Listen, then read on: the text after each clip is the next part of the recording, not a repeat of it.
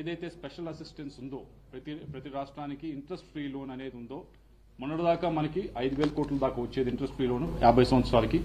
దాన్ని మేము అడుగుతా ఉన్నాం, దీన్ని పెంచండి. మీరు ఏదైతే 1,00,000 కోట్లని పెట్టుకున్నారో దేశం మొత్తం మీద సరిపోవట్లేదు. ఆంధ్ర రాష్ట్రానికి ఇది 4-5,000 కోట్లతో అవ్వదు, దీన్ని పెంచండి అని అడగటం జరిగింది. దాన్ని ఎన్హాన్స్ చేస్తూ 1,00,000 కోట్ల నుంచి 1,50,000 కోట్ల దాకా పెంచడం జరిగింది. కాబట్టి ఇప్పుడు ఈ ఎక్కువ పెంచిన దానిలో ఎక్కువ సింహభాగం అనేది మనకే ఆంధ్ర రాష్ట్రానికి వస్తుంది. దాని ద్వారా ఏదైతే ఇన్ఫ్రాస్ట్రక్చర్ ప్రాజెక్ట్స్ ఉన్నాయో, పెన్నా గోదావరి లింకేజ్ ఉన్నాయో, ఇవన్నింటినీ కూడా ఈ సాకిలోంచి వచ్చే ఫండ్స్ తోనే ఇది పూర్తి చేసేదానికి అవకాశం ఉంటుంది. వీటితో పాటుగా ఏదైతే జేజేఎం గురించి కూడా మేము అడిగాం, ముఖ్యమంత్రి గారి కళ ప్రతి ఇంటికి కూడా కుళాయి నీళ్లు ఇవ్వాలని చెప్పి మేనిఫెస్టోలో కూడా పెట్టాం తెలుగుదేశం పార్టీ. దాన్ని మేము ఈ జేజేఎం ఏదైతే 1 సంవత్సరంలో 2 సంవత్సరాలు ఎక్స్పైర్ అవుతా ఉందో దాన్ని మేము ఎక్స్టెండ్ చేయండి అని చెప్పి కోరటం జరిగింది. దాన్ని కూడా 2028 దాకా ఎక్స్టెండ్ కూడా చేశారు. మీరు అందరూ చూశారు, గడిచిన 5 సంవత్సరాల్లో జేజేఎం కింద ఎక్కడ వేసిన పనులు అక్కడే ఆగిపోయి ఉన్నాయి. ఇవ్వాల్సిన ఫండింగ్ ఇవ్వలేదు. స్టేట్ గవర్నమెంట్ వైపు నుంచి ఏదైతే ఇవ్వాలో 50% ఫండింగ్ అనేది ఇవ్వకుండా అన్ని ఆగిపోయి ఉన్నాయి. దాన్ని ఎక్స్పాండ్ చేస్తూ ఇప్పుడు జేజేఎం అనే దాన్ని 2028 దాకా ఎక్స్పాండ్ చేశారు. దీనివల్ల రాష్ట్రంలో ప్రతి ఇంటికి కూడా ఏదైతే తెలుగుదేశం మేనిఫెస్టోలో పెట్టారో దాన్ని పూరించేదానికి ఎంతో ఉపయోగపడుతుందని చెప్పి తెలియజేసుకుంటా ఉన్నాం. అలాగే మరో ముఖ్యమైన విషయం, 2 టైర్ టౌన్స్, 3 టైర్ టౌన్స్ వాటిని డెవలప్ చేయాలి. ఒకవైపు అమరావతి డెవలప్ చేసుకుంటూనే ఉన్నాం. అమరావతికి రావాల్సిన దాదాపు 15,000 కోట్ల రూపాయలు లాస్ట్ ఇయర్ బడ్జెట్లో ఇవ్వడం జరిగింది. మరొక 11,000 కోట్ల రూపాయలు హడ్కో ద్వారా ఇప్పించడం జరుగుతోంది. ఇంకా అది రానున్న కాలంలో ఇంకా ఈ 4 సంవత్సరాలు 5 సంవత్సరాలు ఫండింగ్ వస్తూనే ఉంటుంది. అది ఒకవైపు జరుగుతున్నాయి. మిగతా 2 టైర్ టౌన్స్ అని వాటిని కూడా డెవలప్ చేయాల్సిన అవసరం ఉంది.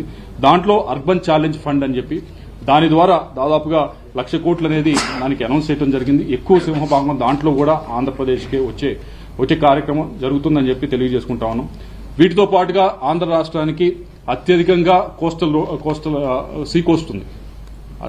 దేశంలోనే అత్యధికంగా సీ కోస్ట్ ఉంది. దానికి సంబంధించి మ్యారిటైమ్ ఫండ్ కానీ అలాగే షిప్ బిల్డింగ్ సంబంధించి కానీ దాని గురించి ఎక్కువగా బడ్జెట్లో మాట్లాడటం జరిగింది. మొన్న ఈ మధ్యన చెప్పారు కూడా, దుగ్గరాజపట్నం దగ్గర ఏదైతే షిప్ బిల్డింగ్, షిప్ రెక్కింగ్ వీటి గురించి మేము పెట్టబోతా ఉన్నాం ట్రస్ట్ అని చెప్పి చెప్పడం జరిగింది. ఏదైతే బడ్జెట్లో అనౌన్స్ చేశారో వాటిని ఎక్కువగా ఎక్కడైతే దుగ్గరాజపట్నం పెట్టబోతా ఉన్నాం దానికి ఆ ఫండ్ తీసుకొచ్చేదానికి ప్రయత్నిస్తామని చెప్పి తెలియజేసుకుంటూ, అలాగే బడ్జెట్లో అందరికీ కూడా ఆనందపరిచింది ఏదైతే క్యాన్సర్ కి సంబంధించిన డ్రగ్స్ దాదాపు 36 ఉన్నాయి.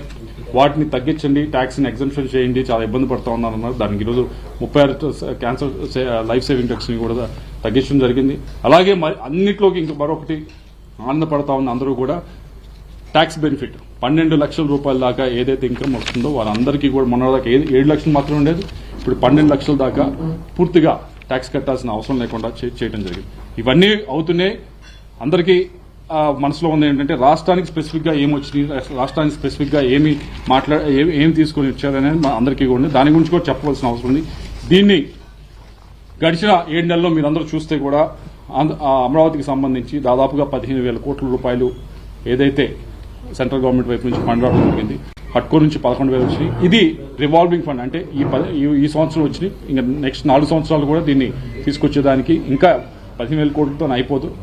క్యాపిటల్ అనేది ఇంకా తీసుకురావాల్సిన అవసరం దానికి అది వస్తూనే ఉంటుంది. రెండవది విశాఖపట్నం స్టీల్ ప్లాంట్. ముఖ్యంగా వైజాగ్ ప్రాంత ప్రజలు, ముఖ్యంగా ఆంధ్ర ప్రజలు అందరూ కూడా అడిగారు, ఇది ఎమోషన్తో కూడుకుంది, దీన్ని ప్రైవేటైజ్ చేయడానికి వీలు లేదని చెప్పి దానికి కూడా దాదాపు 11,440 కోట్ల రూపాయలు తీసుకొచ్చి రీస్ట్రక్చర్ చేసుకోగలిగాం.